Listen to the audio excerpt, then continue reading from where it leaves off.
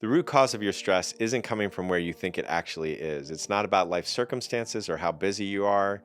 It's about the fact that you are holding back your emotions. In this video, I talked to a woman about how to reduce stress by reframing her experience of emotions, failure, and enjoyment. And along the way, you'll be invited to do some experiments. I just had authority issues. So I did not like being told what to do. And I was interested in self-development. And so I would find all these teachers, and the teachers would tell great things, say what to do, but I'd be like, yeah, you're full of shit because you're an authority. So I would test it out myself. I would iterate. I would say, oh, I'm going to run an experiment and see what works for me. And as I did that, what I noticed is when I was in that iterative mindset, a lot of stuff worked. And when I got into a management mindset, then it stopped working. So for instance, let's say I wanted to work out.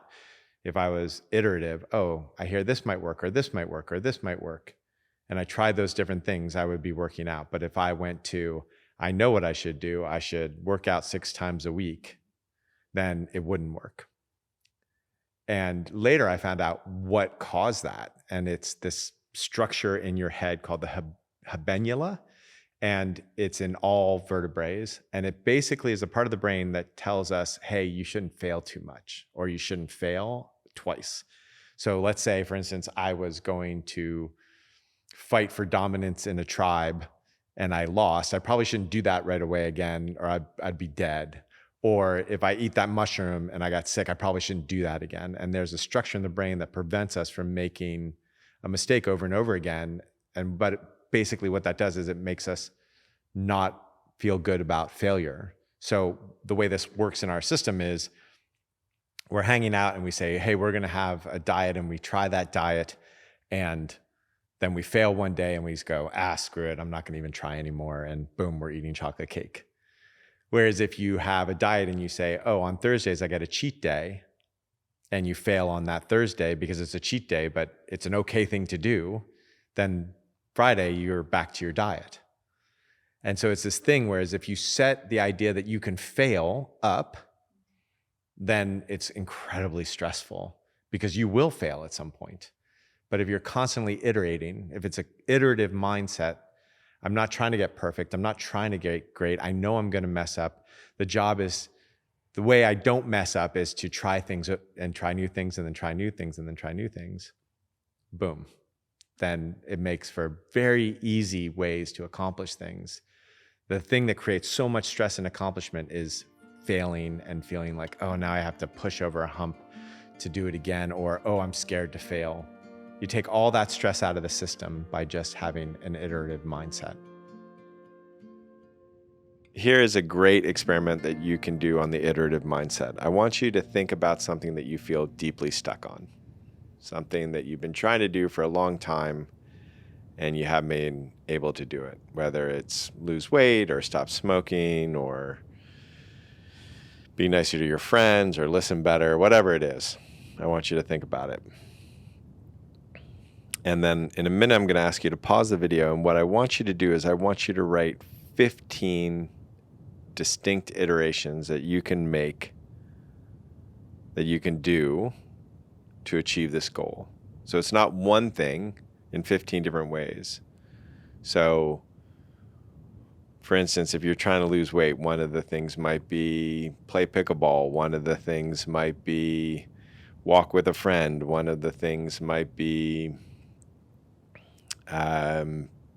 play dodgeball. One of them things might be try an Ayurvedic cleanse. One of them things might be do a juice fast. But I want you to come up with 15 of them. And I want you to write them down in order. And then right next to that, I want you to write down what you would have to do to make each one of those things fun. And if you can't think of a way to make it fun, enjoyable, something that you want to do, then you have to come up with a different one. So you have 15 things, 15 iterations that you would find enjoyable to change this thing about yourself that you've been trying to change for years.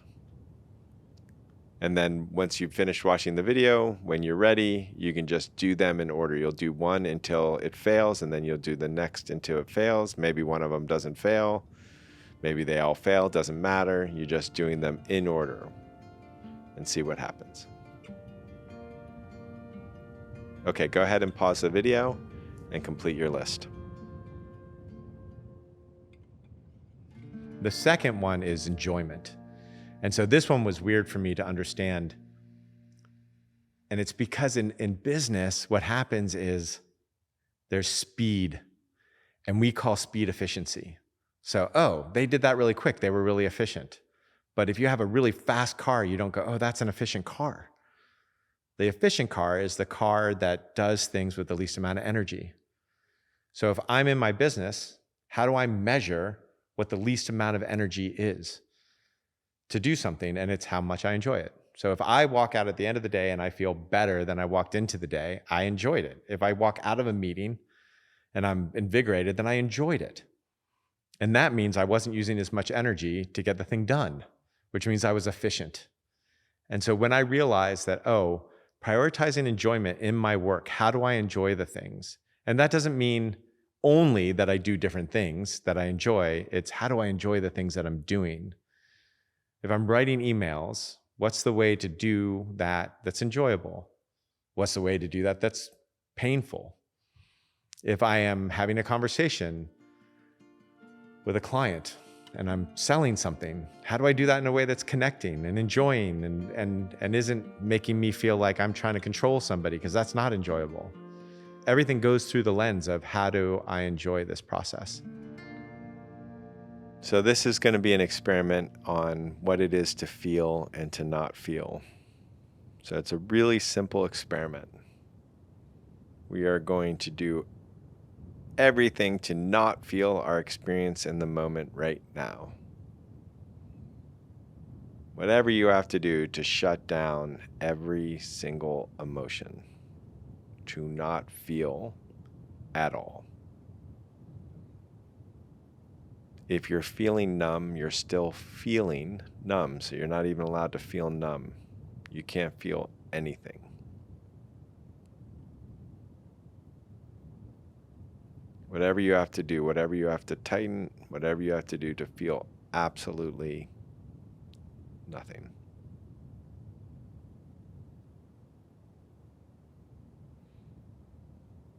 Okay, so just let that go and let yourself feel everything. Fully open to feeling all of it.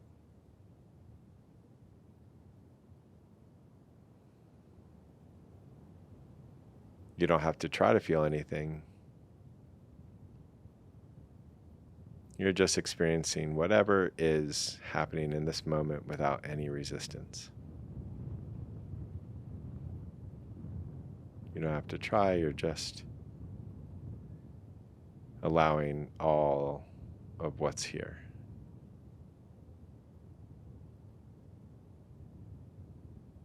And now let's stop feeling. Cut it all off. Shut it down.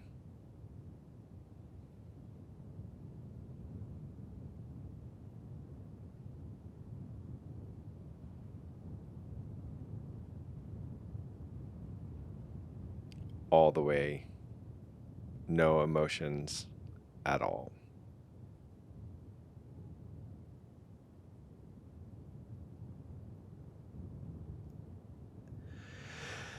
And take a deep breath, relax, and allow yourself to feel all of it. The whole thing, no resistance, just be with all of those sensations, all of those feelings.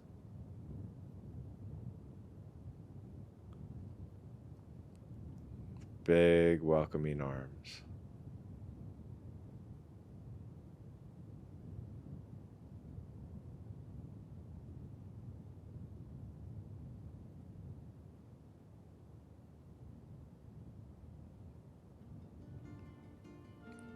So which do you want?